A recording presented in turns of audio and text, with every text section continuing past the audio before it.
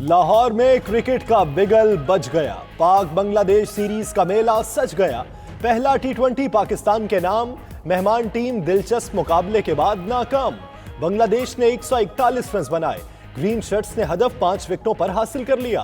Team में वापस आने वाले शुएब मलिक की मैच विनिंग 50। पहला मैच खेलने वाले एहसान अली 36 रन बनाकर आउट हुए। हारिस रऊफ का इंटरनेशनल करियर भी शुरू।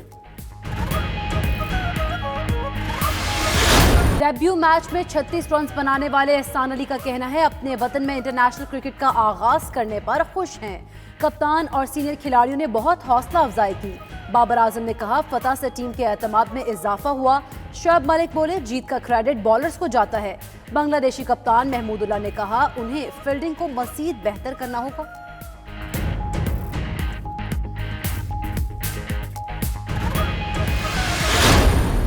शायकीन क्रिकेट की खुशी काबिले दीद। मेहमान टीम को भरपूर खुशामदीद। पाकिस्तान में खेलों के मैदान नाबाद होने पर लोगों का खुशी का इजहार। एक शख्स अपने बेटे की शादी छोड़कर मैच देखने चला आया। उधर कजाफी स्टेडियम में मैच के मौके पर सिक्योरिटी के भी फुल प्रूफ इंतजामात। इलाका 28 जनवरी तक नो फ्लाई जोन करार। जनूबी अफ्रीका की टीम मार्च के अख्ताम पर पाकिस्तान आएगी। Chief executive PCB Wasim Khan ने खुशखबरी सुना दी। कहते हैं एशिया कप की मेजबानी पाकिस्तान के पास है, इस पर कोई बात नहीं हुई। भारत के पास पाकिस्तान आने से इनकार की सूरत में हमारे पास 2021 में भारत ना जाने का ऑप्शन होगा।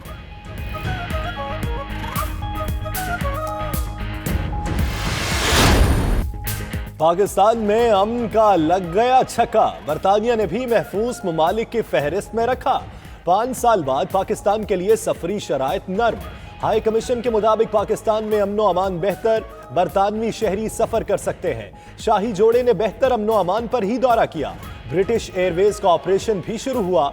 बरतानवी हाई कमिश्नर का कहना है पाकिस्तान ने 5 साल में अमन के लिए अनथिक काविशें की।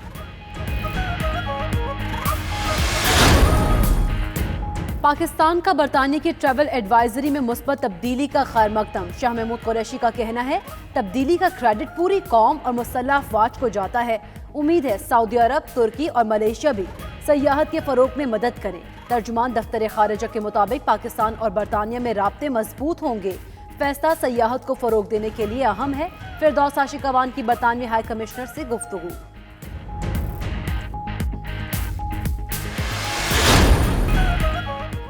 एमकेएम और हुकूमत के दरमियान बर्फ पिघलने लगी। ज़राए के मुताबिक हुकूमती वफ्द ने खालिद मकबूल सिद्दीकी को मना लिया। हुकूमत का खालिद सिद्दीकी का इस्तीफा मंजूर न करने का फैसला। इस्लामाबाद में मुतहदा वफ्द की जहांगीर तरीन के घर आमद। परवेज खटक भी मुलाकात में मौजूद थे।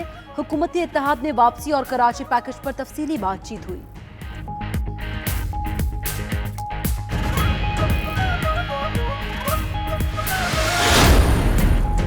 बुजदार सरकार हो जाए होशियार। खबरदार नून लीग पंजाब में हलचल मचाने को तैयार। जराए के मुताबिक शहबाज शरीफ ने पार्टी रहनुमाओं को ग्रीन सिग्नल दे दिया। पंजाब की पार्लिमानी पार्टी का इजलास पीर को तलब कर लिया। इन हाउस तब्दीली के हवाले से एतमाद में लिया जाएगा। पंजाब असेंबली के कमेटी रूम में आज भी अहम इजलास हुआ।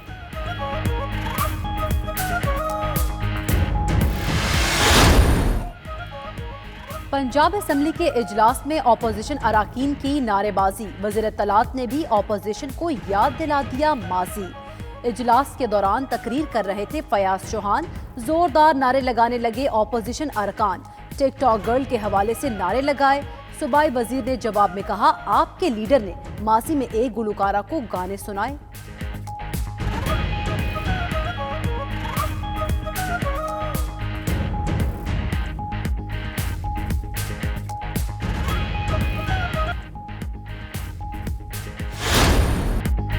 स्पीकर बलोचिस्तान असेंबली ने वज़ीर आला के खिलाफ तहरीके इस्तेहकाक जमा करा दी।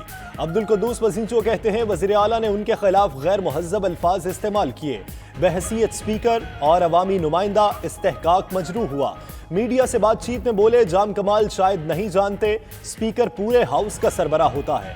पार्टी के बेशतर अरकान नाराज हैं। वक्त आने पर सब सामने आएंगे।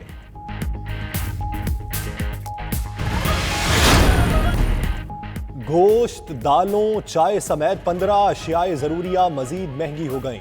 ادارہ شماریات کے مطابق ایک ہفتے میں بڑے گوشت اور برائلر کی قیمتوں میں اضافہ ہوا۔ ایک ہفتے میں چینی کی قیمت 74 روپے 29 پیسے سے بڑھ کر 77 روپے 89 پیسے فی کلو ہو گئی۔ ایک سال میں چینی 18 روپے 86 پیسے فی کلو مہنگی ہوئی۔ ایک سال میں آٹے کا 20 کلو کا تھیلا 167 روپے مہنگا ہو گیا۔ آرمی چیف جین القمر جاوید باجوہ سے جاپانی سینئر نائب وزیر خارجہ کی ملاقات۔ علاقائی سلامتی، دو طرفہ تعاون اور باہمی دلچسپی کے امور پر تبادلہ خیال۔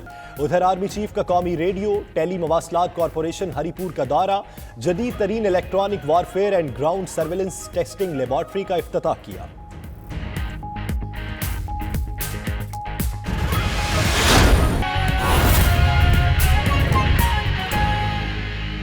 کہ ہم سندھ کے 2 ٹکڑے کریں گے۔ مہاجر نہیں چاہتا، میں مہاجر ہوں، نہیں چاہتا مہاجر ایک رہنا چاہتا ہے۔ مہاجر اپنے بھائیوں کے ساتھ مل کر سب کی خدمت کرنا چاہتا ہے۔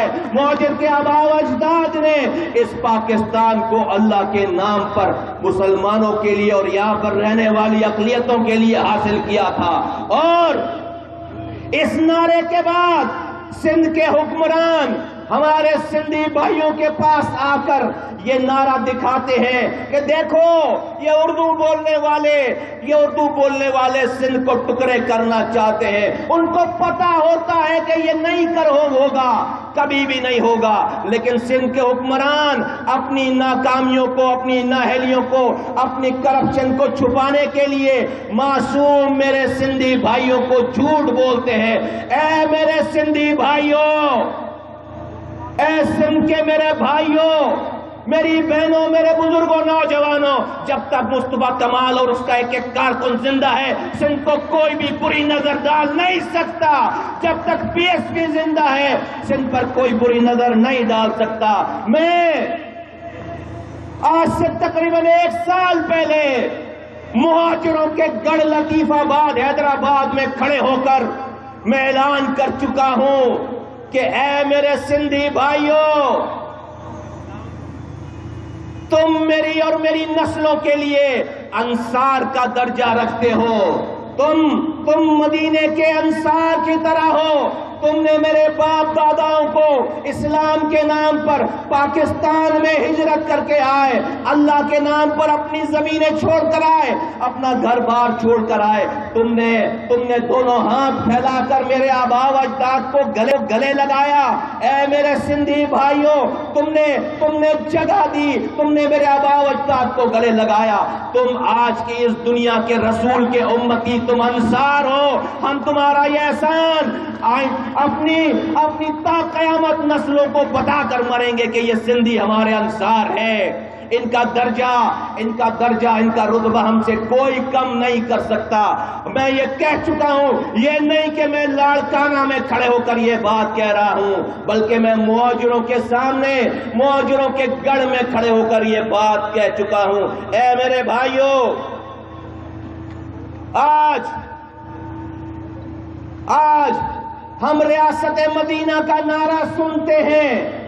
میں میڈیا کے بھائیوں سے، میڈیا چینل سے ریکویسٹ کروں گا کہ میری یہ بات ضرور دکھائیں اور بار بار دکھائیں، تاکہ ریاست مدینہ کا نام لینے والوں کے کانوں میں میری آواز جائے۔ جو میں بات کرنے جا رہا ہوں اس کو بار بار دکھائیں تاکہ وقت کے حکمرانوں کو میری آواز جائے۔ اے ریاست مدینہ کا نام لینے والوں،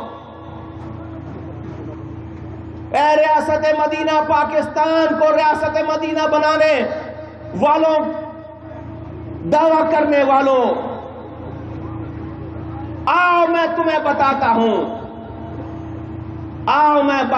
بتاتا ہوں کہ ریاست مدینہ کے جو بانی تھے آقا دو جہاں حضرت محمد مصطفیٰ صلی اللہ علیہ وآلہ وسلم، جو خاتم النبیین، کائنات کے مالک، جن کے لیے دنیا بنائی گئی، خاتم النبیین حضرت محمد مصطفیٰ صلی اللہ علیہ وآلہ وسلم، جو ریاست مدینہ بنانے والے تھے، آؤ میں تمہیں ان کی 2 باتیں بتاتا ہوں۔ شاید تمہیں ہوش آ جائے اے حکمرانوں، اے عمران خان، اے اس کے حکمرانوں کے لوگوں اور سارے حکمرانوں، میرے آقا دو جہاں حضرت محمد مصطفیٰ صلی اللہ علیہ وآلہ وسلم